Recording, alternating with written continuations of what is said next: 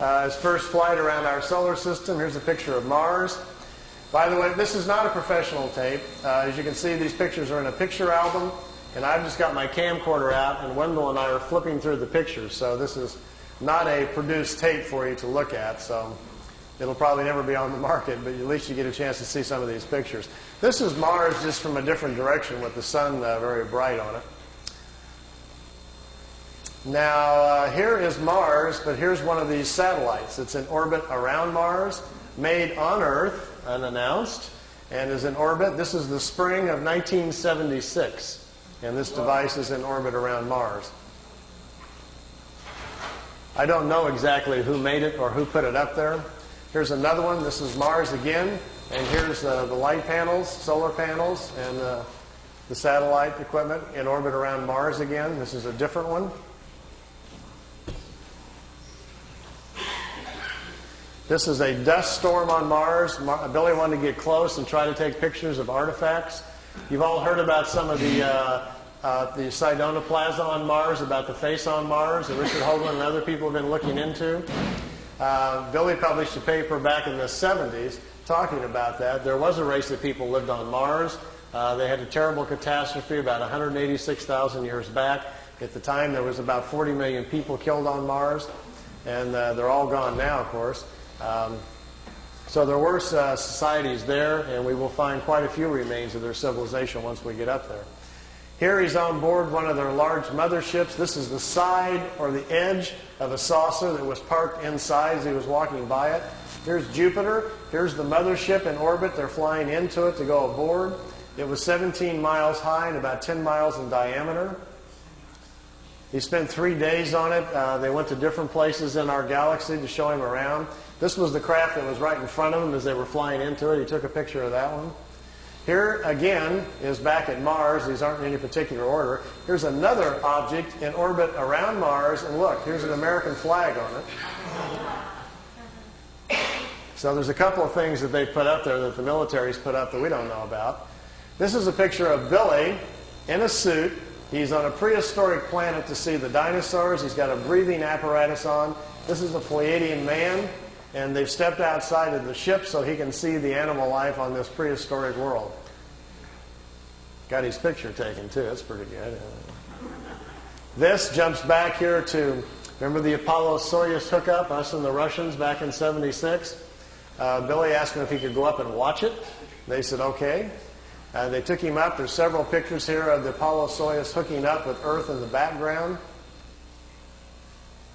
Some of the wildest pictures he's got. I mean, just look at the vantage point. The planet's in the background. How else would you get this picture unless you were up there at that particular vantage point? Not a lot of people have that in their photo albums, you know. You can imagine the people at NASA would crack up, you know. They'd probably find it a little hard to believe at first, but they don't have pictures like this.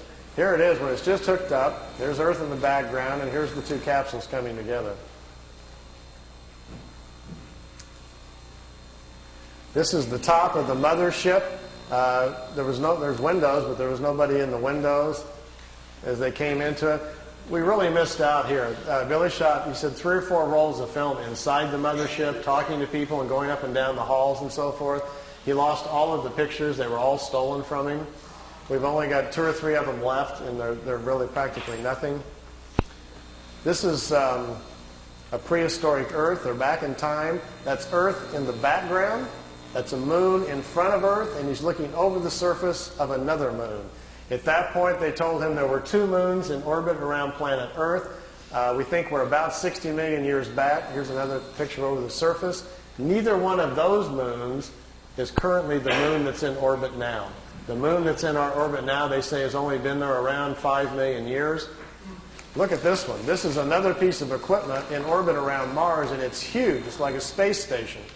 And it's in orbit around the planet. It's also from Earth.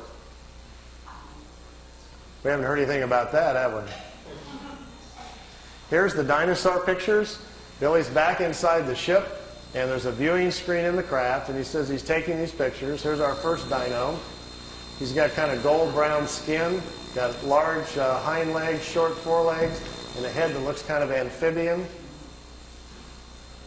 like a vegetarian type.